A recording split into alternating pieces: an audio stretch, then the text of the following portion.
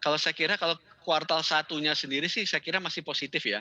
Kalau kita ngelihat geliatnya, jalannya ada ya, seperti itu, saya rasa, kuartal satu ini lumayan. Mungkin kalau year on year ya, kita ngitungnya itu 5 persenan lebih ya, seperti itu.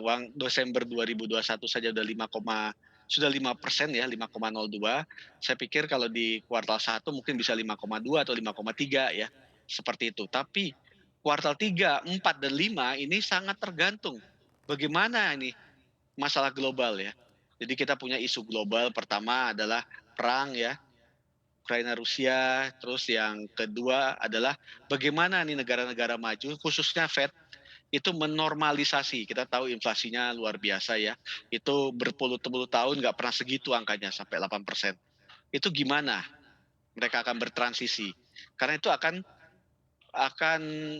harus direspon oleh Indonesia. Itu bagaimana bunga acuannya Indonesia akan dipengaruhi oleh bagaimana bunga acuannya The Fed, seperti itu. Kalau kita tidak align, ya paritasnya nggak dijaga, itu bisa ngehit nilai tukar. Kalau nilai tukar nanti bisa panjang ceritanya nanti.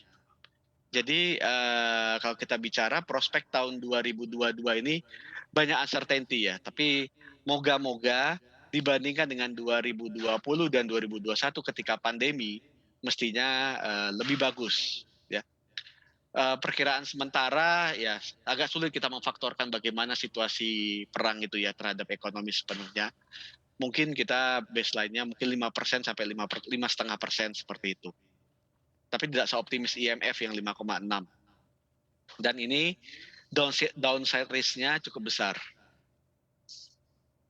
Oke, baik. Pak Dodi ini juga masih inline apabila kita membahas terkait tensi geopolitik yang terjadi di Rusia dan juga Ukraina. Dan juga kalau kita perhatikan juga belakangan ini harga komoditas terus merangkak naik dan hal ini juga memberatkan dari segi biaya, tetapi di sisi lain Indonesia juga ketiban untung dari kenaikan harga komoditas seperti batu bara dan juga CPO. Bagaimana Anda menilainya? Dan juga kalau kita perhatikan di sisi lain, pada akhir April 2022 ini Rusia juga menetapkan ataupun memberikan pernyataan begitu terhadap Eropa untuk membeli minyaknya dengan rubel. Bagaimana dengan dampak inflasinya ke inflasi global atau justru ke inflasi dalam negeri?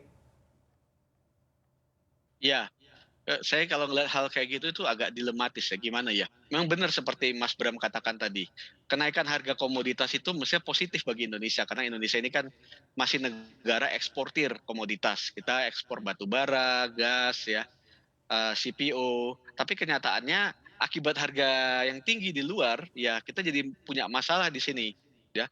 Karena eksportir atau produsen tentu aja lebih milih jualan keluar daripada di dalam. Karena disparitas antara harga dalam negeri dengan harga luar negeri makin tinggi. Nah, kita lihat ini contoh yang paling nyata adalah minyak goreng ya. Karena disparitas yang tinggi antara harga CPO luar negeri dengan dalam negeri, ya timbul tuh masalah.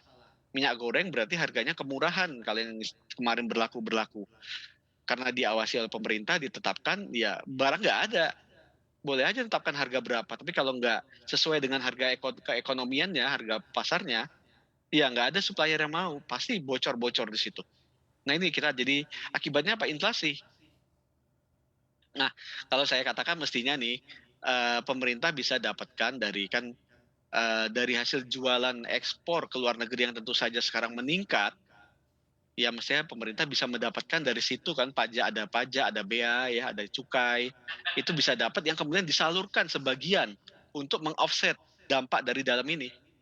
Jadi kenaikan harga komoditas, ya di-buffer, dikasih peredam lah supaya harga minyak bisa diperoleh ya, walaupun harganya harus naik ya, mungkin bagi yang mampu, ya beli dengan harga yang sudah sesuai dengan pasar ya, harga ekonominya.